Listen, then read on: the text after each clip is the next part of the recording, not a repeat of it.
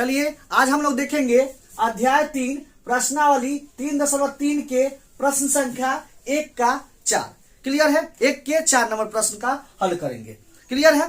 तो प्रश्न क्या कह रहा है, निम्न रैखिक समीकरण युग्म को प्रतिस्थापन विधि से हल कीजिए। क्या चीज से हल करना है? प्रतिस्थापन विधि से।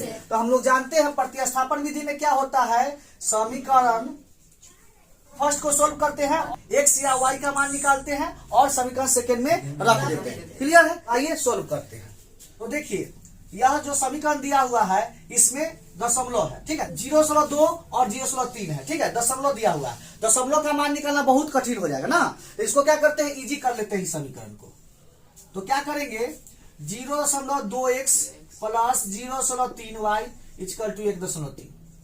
क्या करते हैं, इस समीकरण को इजी कर लेते हैं। क्या करेंगे, दशमलव उड़ाएंगे, कितना होगा, बटाने 10। यहाँ दशमलव उड़ाएंगे, कितना होगा, 10 होगा। यहाँ कितना होगा, 10।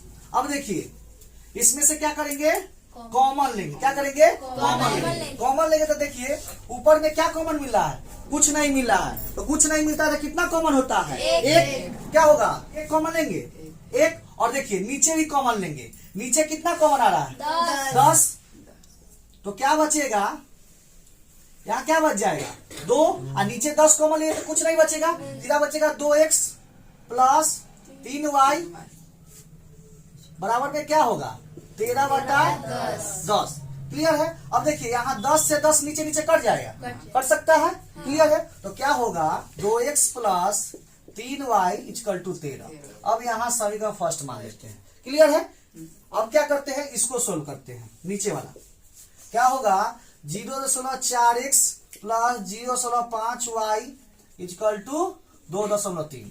यहाँ भी दशमलव लाएंगे, नीचे 10, यहाँ भी 10 और यहाँ भी 10। यहाँ भी कॉमन लेंगे तो ऊपर कॉमन मिल रहा है, कुछ नहीं मिल रहा है। तो क्या होगा, कॉमन 1 और नीचे क्या कॉमन होगा, 10 होगा।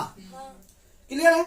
चलिए क्या बचेगा, 4x प्लस यहाँ क्या बचेगा, 5। क्या होगा, 23/10। 10 से 10 कट जाएगा, क्या हो जाएगा, 4x plus 5y equal to 23। समीकरण सेकेंड। क्लियर है? कोई दिक्कत, कोई दिक्कत नहीं है। चलिए यहाँ समीकरण फर्स्ट हो गया और समीकरण सेकेंड हो गया।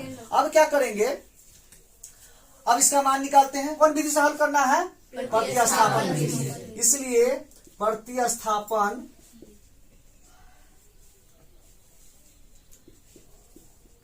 विधि से, प्रतिस्थापन विधि से हल करना है। तो क्या करते हैं, समीकरण फर्स्ट में से x या y का मान निकाल कर क्या करते हैं, समीकरण सेकेंड में रख देते हैं, यही ना करते हैं। तो क्या होगा, समीकरण फर्स्ट से क्या दिया हुआ है, 2x plus 3y equal to 13। क्या करेंगे, 2x इक्वल टू 13 और यह 3 उधर चल जाएगा, माइनस 3y। अब क्या करें, x का मान निकालना है तो x इक्वल टू क्या हो जाएगा, 13 माइनस 3y बटा 2। यही ना होगा x का मान, 13 माइनस 3y बटा 2। क्लियर है? कोई दिक्कत नहीं? चलिए यहाँ क्या होगा, इसको समीकरण थर्ड मान लेते हैं। क्लियर है? यहाँ x का मान निकल गया। अब x का मान कहाँ रखेंगे, समीकरण सेकेंड में रखेंगे। कहाँ रखेंगे, कोई दिक्कत नहीं। x का मान समीकरण सेकेंड में रखने पर, यही ना होगा, x का मान समीकरण सेकेंड में रखने पर। समीकरण सेकेंड क्या दिया हुआ है, 4x plus 5y equal to 23। यहाँ x का मान रख देंगे। x का मान कितना है, 13 माइनस 3y बटा 2। क्या होगा, 4 गुना 13 माइनस 3y बटा 2, यही ना होगा, प्लस 5y इक्वल टू 23। देखिए यह 2 से कटेगा 2 बार में, तो क्या होगा, 2 into 13 minus 3y plus 5y equal to 23, यही ना होगा। अब देखिए यह 2 से क्या होगा, दोनों में गुना होगा कि नहीं, या 2 से दोनों में गुना होगा कि नहीं, गुना होगा। तो क्या होगा, 2 से गुना कीजिएगा कितना होगा, 26 माइनस यहाँ गुना कीजिए कितना होगा, 6y plus 5y equal to 23। कोई दिक्कत? तो क्या होगा, 26 और देखिए यहाँ यहाँ -6y है प्लस 5y है, क्या होगा प्लस माइनस माइनस होगा, प्लस माइनस माइनस होगा, घटेगा, क्या होगा घटेगा, तो घटेगा तो कितना होगा -y हो जाएगा इक्वल टू 23। क्लियर है। अब क्या करेंगे, यहाँ 26 को बराबर के उस साइड ले जाएंगे तो क्या होगा -y इक्वल टू 23 और 26 जाएगा तो -26, तो क्या हो जाएगा -y इक्वल टू -3, माइनस से माइनस कटेगा तो इसलिए y का मान कितना हो गया 3। क्लियर है, कोई दिक्कत कोई दिक्कत नहीं है। चलिए अब क्या करेंगे, यह y का मान कहाँ रखेंगे, समीकरण थर्ड में रखेंगे।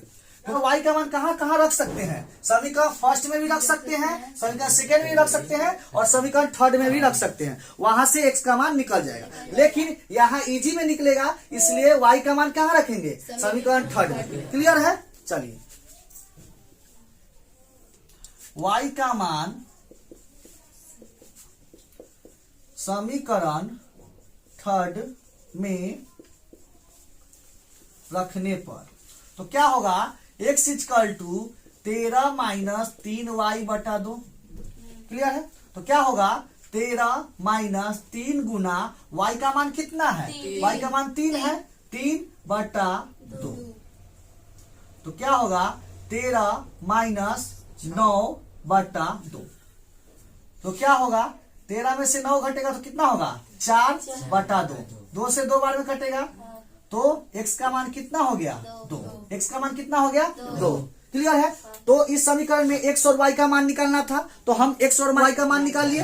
क्लियर है, कोई दिक्कत नहीं है। चलिए तो लिख देंगे लास्ट में आंसर क्या होगा, इसलिए x इक्वल टू 2 और y इक्वल टू क्या हो जाएगा 3, यही फाइनल आंसर हो जाएगा। क्लियर है। तो इस प्रश्न में प्रतिस्थापन विधि से x और y का मान निकालना था तो हम लोग x और y का मान निकाल लिए। क्लियर है, कोई दिक्कत नहीं है। चलिए तो यह प्रश्न यहाँ पर समाप्त होता है। हम उम्मीद करते हैं कि यह भी प्रश्न आपको जरूर समझ में आया होगा। क्लियर है। तो यदि क्वेश्चन समझ में आया है तो वीडियो को लाइक करें और ज्यादा से ज्यादा अपने दोस्तों के पास शेयर जरूर करें। मिलते हैं नेक्स्ट वीडियो में इसी तरह के नए प्रश्नों के साथ, तब तक के लिए धन्यवाद।